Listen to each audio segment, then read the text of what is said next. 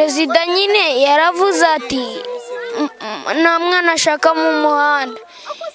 Niba rero ari nta mwana ashaka mu muhanda kandi akaba yarabivuze, nimudushyire mu mashuri mutubone turebe ko mutubona mu muhanda. Ni igicamunsi gisatira umugoroba. Aba bana tubasanze mu mabanga y'udusozi duto duto dukubiye mu kirambi kinini kiswe mu Kinyamerika. Ni mu kagari ka Kagugu mu murenge wa Kinyinya ya Gasabo. Bariruka iki kirambi n'uducupa twuzuye ibisindisha by'amoko n'ibiryo batubwiye ko bavuye kwiba mu gasantere kabatsinda kitegeye aha. Izuba rirenda kurenga ntacyo barashyira mu nda cyo kurya. Icyakora banyoye ibisindisha bibagaragara ku maso ndetse no mu mivugire yabo ko basinze. Aba bana babarirwa muri 60 bari mu kigero cy'imyaka yo hasi ya 15 ngo bisanze muri iki kirambi cyabaye nk'indiri yabo ku mpamvu zitandukanye cyane zishingiye ku bukene n'amakimbirane mu miryango y'iwabo. Kuri ubu abataraye mu myobo bicukuriye aha barara batumbuje ku gasozi. Ubuzima ntibuboroheye. Nyine tujya gucukura ibijumba by'abaturage tugahekenya cyangwa tugahityo badufata bakaducukugura nyine nta kundi nyine. Hari abafashe bamuvuna ukuboko. Iwacu Gikongoro imisozi hano turaharara, imyobo iri hariya dore hariya irimo. Ariko twebwe ukuntu tubayeho ni ukuvuga ngo buri wese arimenya hano, ntawe umenya undi. Ubuzima hari abanywa amakore n'amatineri, noneho aho dukura amafaranga ni ahantu gutya mu kabuga gutya mu gasantire kabatsinda, niho hantu dusyagira ibirayi bakaba banagufata bakanagukubita. Ingangi nayo niyo twita ubusubizi. Ubuzima bwa hano dore nk'ubu ngubu baraye batwirukankana nijoro abasirikare bashaka kutujyana Igikondo, turabacika dore twaraye dusimbukira imisozi. Hano bahita mu Bunyuguti. Mu Bunyuguti ahangaha twari twakoze agahema. Noneho turyamye turabyuka mu gitondo tujya guhiga. Dutetse ku manywa twumva inyuma yacu ngo ntihagire uwirukanka. Noneho inkono yacu turahita turirukanka. None ko ubuzima bwa hano bubagoye se bukabubacanga bakabirukankana muri ubwo buryo ngo babajyane muri ibyo bigo, muzava hano bigenze mute? Ndumva wanangije isuri.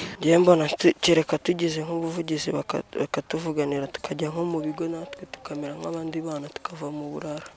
Bamwe mu babyeyi batuye hafi y'iki Kinyamerika bavuga ko bazi uburyo aba bana babayeho nabi, ndetse ngo umunsi ku wundi abana babo nabo barabacika bakajya mu mihanda yo hirya no hino i Kigali, harimo ndetse n'aha benshi bamaze kugira ubuturo. Imyumvire y'aba babyeyi baganire na Radio Flash na Flash TV ngo nuko leta ariyo bireba, mbese nk'aho bitabariho urwitwazo ngo ni ubukene ndetse n'ubushobozi buke bwo kurera aba bana bibyariye. Nanjye ubu mfite umwana nubwo nkigerageza ntaraza hano, ariko ndacyagerageza kubasha kuba namwumvisha. Acyari muto afite imyaka 7, ariko ndabona bigoye kugira ngo mbashe kuba ataza ahangaha. Muri make nawe urabona azaza kuba muri uyu musozi? Bikumva ntabwo ari ibyawe, none ni ibyande niba atari ibyanyu nk'ababyeyi? Bya leta niyo ifite ubushobozi bwo kuba bavana aho bari, ngubu baje bakabafata mwe bakamubaza iwanyu nihe bakabasha kubashyikiriza ababyeyi. Aba babyeyi baravuga uko mu gihe ubuyobozi bw'umurenge wa Kinyinya ikoraniro ry'abana ribarizwamo buvuga ko hariho gufatanya kw'inzego no gukangurira ababyeyi ngo iki kibazo kiranduke. Kanyandekwe Dieudonné ni umuyobozi ushinzwe imibereho myiza y'abaturage muri Kinyinya.